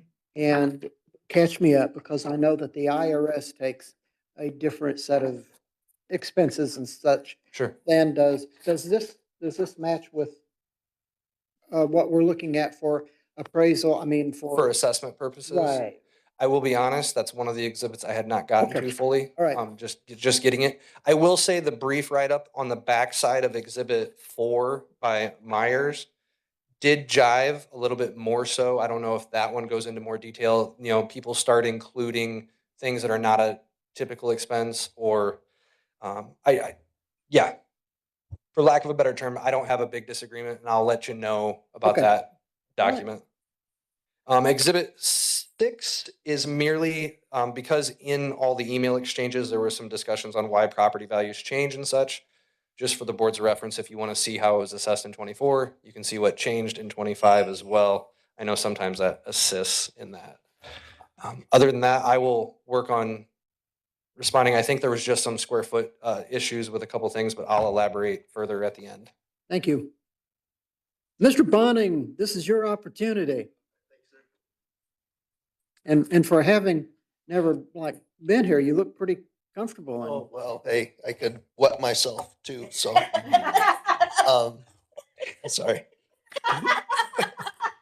Thank you for the humor. Sorry. That's a good. Thank you all for being here. Thanks for your time. Appreciate it. Yes, I'll just take you through my documents.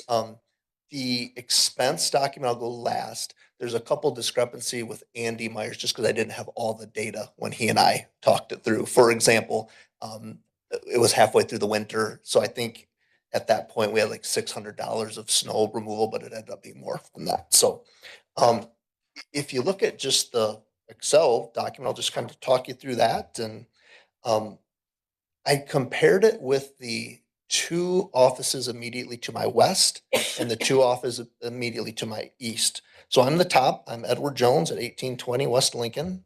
My footage is 2,802 square feet.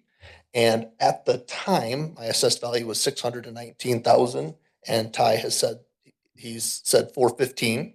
So, but at the time, that would be $220.95 per square foot of assessed value. At 415, it put me at $148.11 per square foot. I'm a wood structure. My land value is 140,000 an acre. All the 2 to my left, 2 to my right, they're at $125,000 an acre land value. The immediate to my left, the next business to my west is 1832 West Lincoln. They're at 6,724 square feet. Their assessed value is 667,000. That puts them at $99 per square foot for assessed value. They're a wood structure like me. They would be paying 55% less taxes, their assessed value per square foot. My immediate to the east, next door, they're at 4,020 square foot. Their assessed value is 343,000. That puts them at $85 per square foot. Next one to the east is 3,936 square feet. Their assessed value is 272. Puts them at $69 per square foot. And then the last one, 3,570 square feet. Their assessed value is 296. Puts them at $82 a square foot. So just with my 2 neighbors to the left of me, the 2 neighbors to my right of me, the businesses, they're at $84 a square foot assessed value. I was at 220 with Ty's new, it would be $148 a square foot. So I'd still be about 50% more per square footage than my 4 immediate businesses around me. The next box underneath that is, there are other Edward Jones offices right in Goshen. So I just got a hold of a few of those owners, friends of mine. And you can see, mine's still at the top. The Edward Jones office at 103 Johnston. That's probably the closest one to my building. It's at 1,996 square feet. His taxes are 7,717 per year. He's a wood structure, and my building's a wood structure as well. So I'm paying about, more than double in taxes what he's paying. The other 2 Edward Jones offices below that, those are both brick buildings. And you can see their square footage and their taxes. So the businesses immediately to my left and right, I'm at about 62% higher assessed value than those per square footage. And then I'm at 43% higher than the other Edward Jones offices in town. The next thing I would go over is that last page, which is just the expenses. There's going to be a couple dollars discrepancy. Yes, sir. We are being live streamed. Yes. And so if you have financial information you don't want the world to know, I just remind you. Thank you. Appreciate it. Thank you very much. So there'll be a couple dollars discrepancy. Just again, snow removal, when Andy had presented, I think was at $600. It ended up being $1,420 for the year when the winter ended. So, and there were some miscellaneous expenses that I just had forgot to include, such as sprinkler systems and cost for backflow checks and things like that. I did bring an itemized list. I didn't include it in your pack, but I do have an itemized list of every expense for the building for the whole year. So, which was $83,000. So if we include my loan payment, I lose about 20 grand on the building per year, but that's because of the financing. If we exclude the loan payment, I am net positive $22,369.75. I did some research. From my research, and Ty could verify this or not, in South Bend, they typically use an 8% market capitalization Elkhart County, for my research, was 11% market cap. They said for Goshen to use an 8 or 9% market capitalization to assess value at my $22,369 of net income at 8% market cap. That put the building's value at $279,621. At 9% market cap, it put it at $248,552. If we just went with the average of the two offices immediately to my left and the two offices immediately to my right, and did $84 per square foot assessed value, my business would be at $235,368. So, any questions on anything I covered or went over? Ty, I don't know if there's any discrepancy on any of these. Everything I have should be accurate unless I miss something. What's the figure that you are requesting as the assessed value? I would think it would be fair to have the same assessed values, the average as the two businesses to my left and to my right, which would be, the average would be $84 a square foot of assessed value. Okay. And then the land, my end is the only property that's at 140,000. The others are at 125. The other four businesses around me. That's all my questions. Yeah, I got what I need. Okay. We thank you. Ty, did you want to have a concluding remark?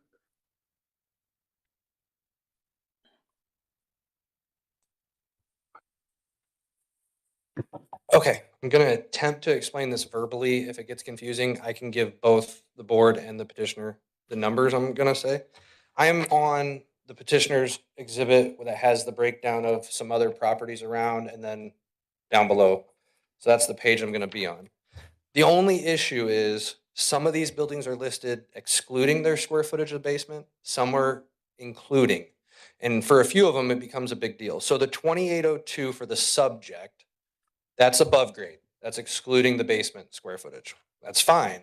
We just have to make sure that we carry that through the other ones. So 1832 West Lincoln, which is one of them labeled next door and office column, it says Insight, the one right below the subject. It has a gross square footage of 6,724 square feet, but only half of that is actually above grade. So if we're going to stick to just above grade for the subject, we have to do that for the other ones, just to kind of make sure we're comparing things. That brings the per square foot to 198,042, which is actually above the subject if you include, or his is at 220, but if you think about it, bigger office space. Could I say something? Yeah. Their below grade is finished. Some of it is, yes. Mine is an unfinished. Which actually. So I was basing the numbers on the finished square footage. So, and I can actually reference the card because you included them. 1832. It is, they're not necessarily in the same order, board. So if you're trying to find it, he did label them. So you're looking for Insight. It's labeled 3. It's actually, this one's not labeled. It's a 3M Realty Group. It's one of the PRCs towards the back part of the petitioner's exhibit. So you'll note that about 75% of the basement is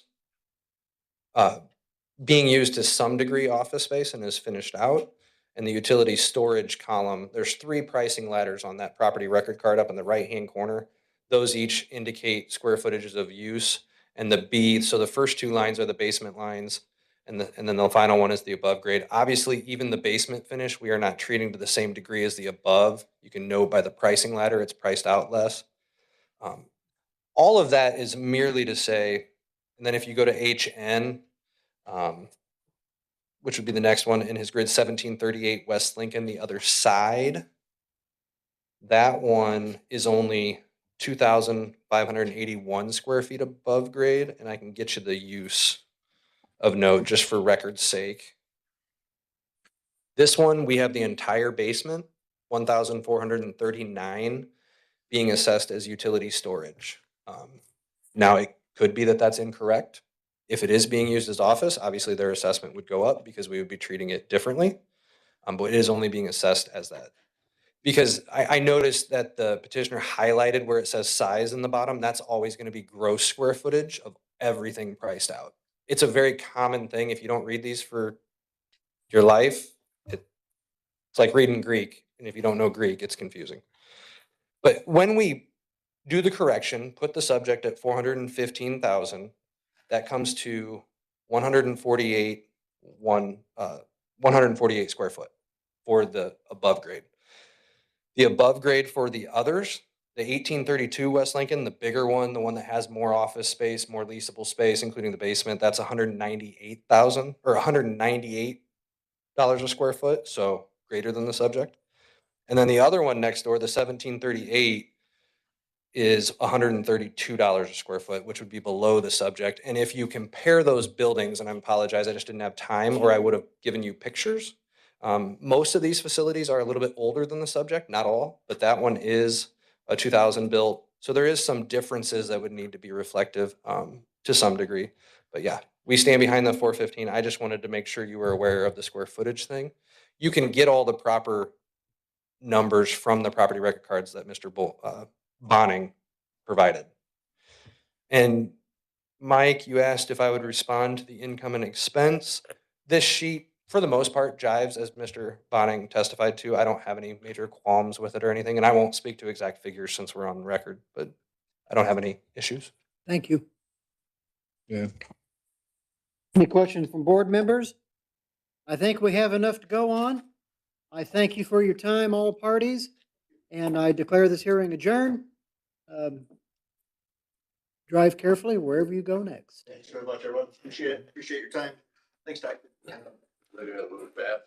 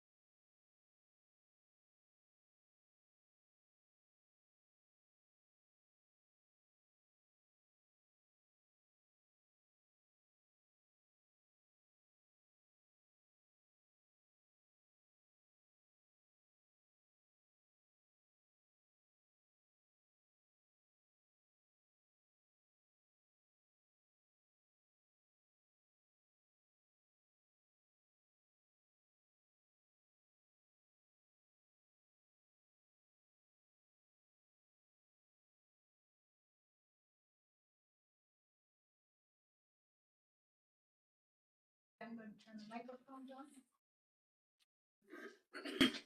And you're on. This is an administrative hearing being held pursuant to Indiana Code 6-1.1-1-1. Written notice of this hearing was mailed to the petitioner to let them know that this hearing was set for Tuesday, February 3rd, 2026 at 1 o'clock in the afternoon in Goshen, Indiana. This hearing is being held in the matter of petitions numbers 20-006-23-0-5-00010, petition number 20-006-24-0-5-00008, and petition number 20-006-025-0-5-00008 regarding parcel number 20-055-014-013.000-006. My name is Mike Settles. I'm a member of the Elkhart County Property Tax Assessment Board of Appeals. There are 3 other voting members today, and their names are. Iverson Grove. Harrison Haynes, Lori Sumter. Would the petitioner and the petitioner's representatives please state your names? Michael White. Mark Gilkey. And would the representative for the county please state your name? Tyler Miller. Thank you. For those that will be speaking today or giving evidence, I'm going to ask you to raise your right hand and to swear or affirm that all the evidence you give, the testimony you give is the truth, the whole truth, and nothing but the truth. Thank you very much. Are we in agreement that we are hearing assessment years 2023, 2024, and 2025? Yes? 20. Thank you so very much. From the forms 130, taxpayers notice to initiate appeal for all those years. Section 2, reason given, the taxpayer believes that the assessed value does not properly reflect the market value in use. Kathy Searcy, would you please describe for the record the evidence that's been exchanged by both parties? From the petitioner, the only exhibit I have is a purchase agreement. Sorry, I don't have the date on this. From 2021. And from the assessor's office, for the 23 appeal, we have a property record card. Local land sales for 24 and 25, we have copies of property record cards. All right, thank you very much. I'm going to invite the county's representative to come forward and give us your information.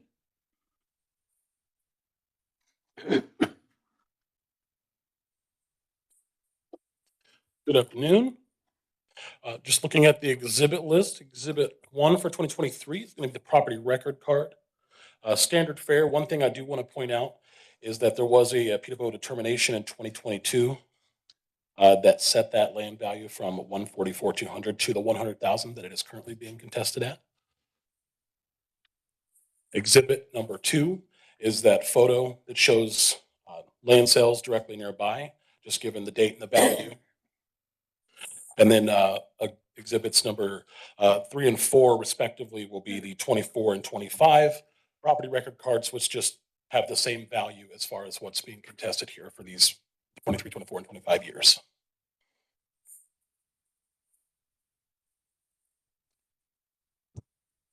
Anything further?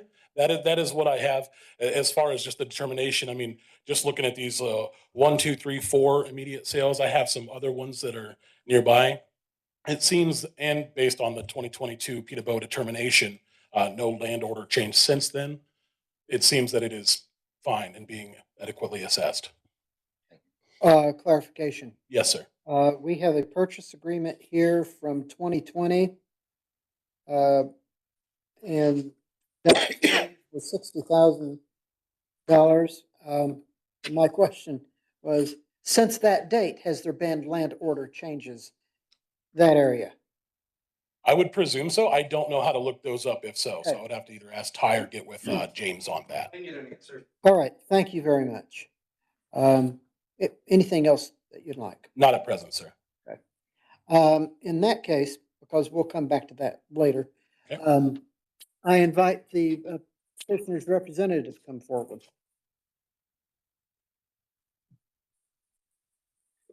Good afternoon. Do you need me to state my name before talking? Go for the ahead, go record? Okay. ahead, please. Yeah, this is Michael White. And as you stated before, that we provided a purchase agreement. The Dokies purchased this property in December of 2020. I guess it was signed off on in January of 2021 for $60,000. And I'll probably have Mr. Dokie answer some follow-up questions for you to give you a little bit more detail. But the owner of and I will also specify, this particular parcel is adjacent to the Doki's residence, so it's literally right next door. The original owner was asking quite a bit more for the property. Nobody was buying it.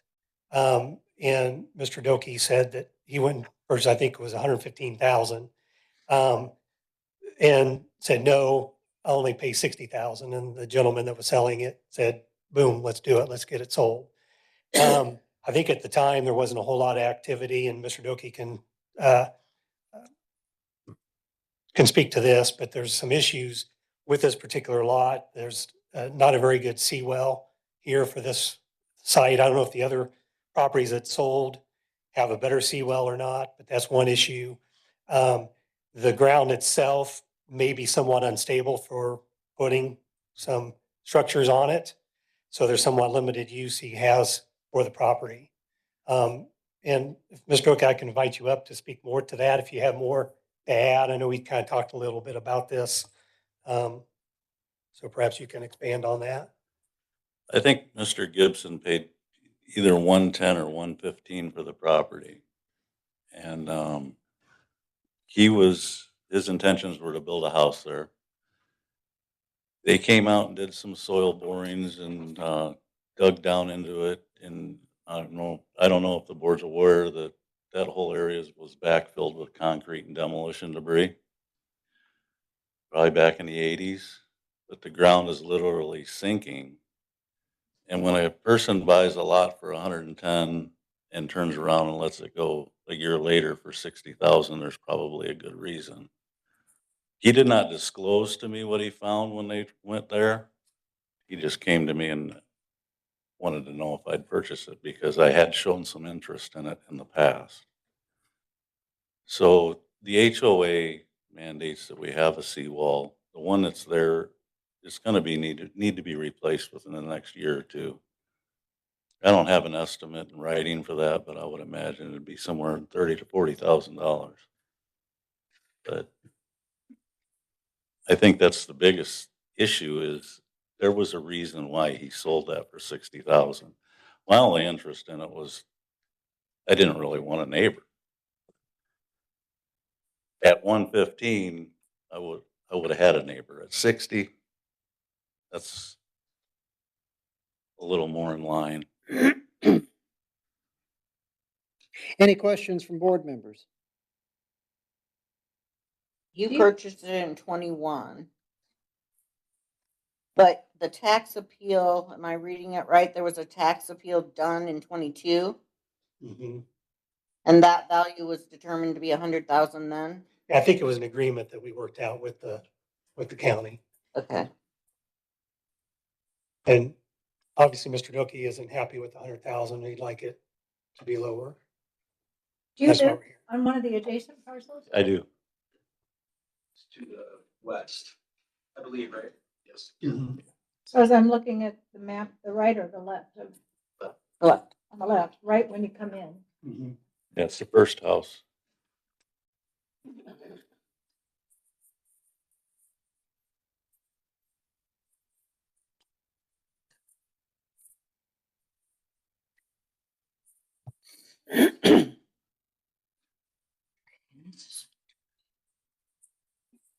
I'm just giving people a moment to see if they've got anything else. Ty? I can answer your question if you'd like at this time.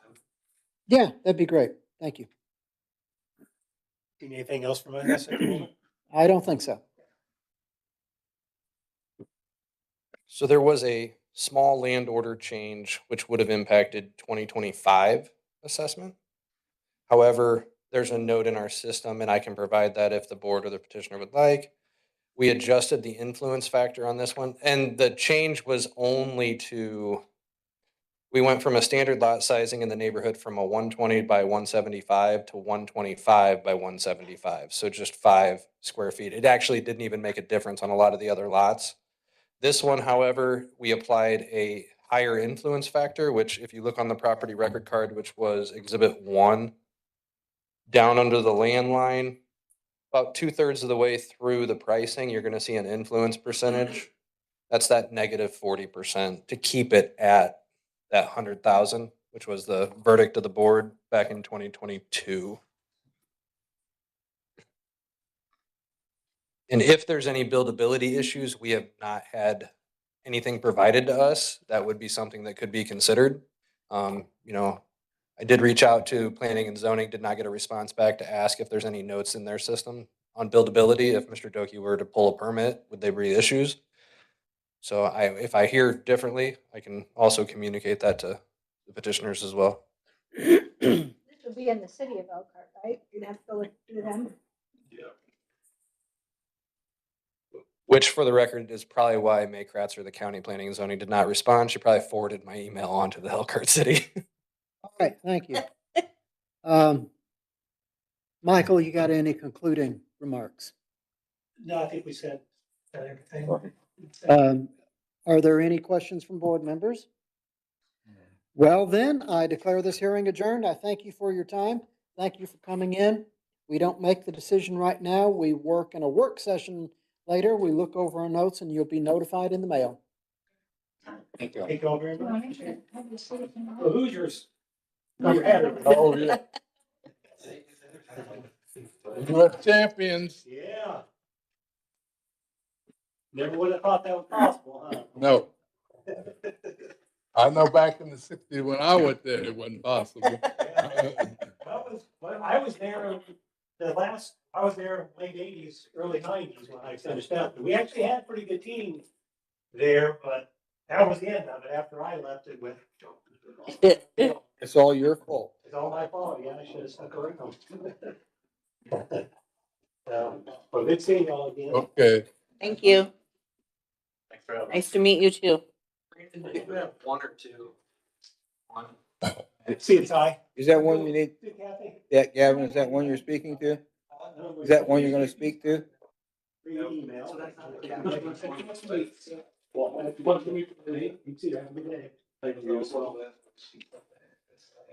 Haynes used to own that, didn't he? Yep, yep. That when he was on Main Street when they had that construction company. Mr. White, an attorney. Yeah, and that's even in the paperwork there. Mr. White, an attorney. No, he's a tax rep. Okay, He's just a tax rep. Okay. Okay. hey, assessors?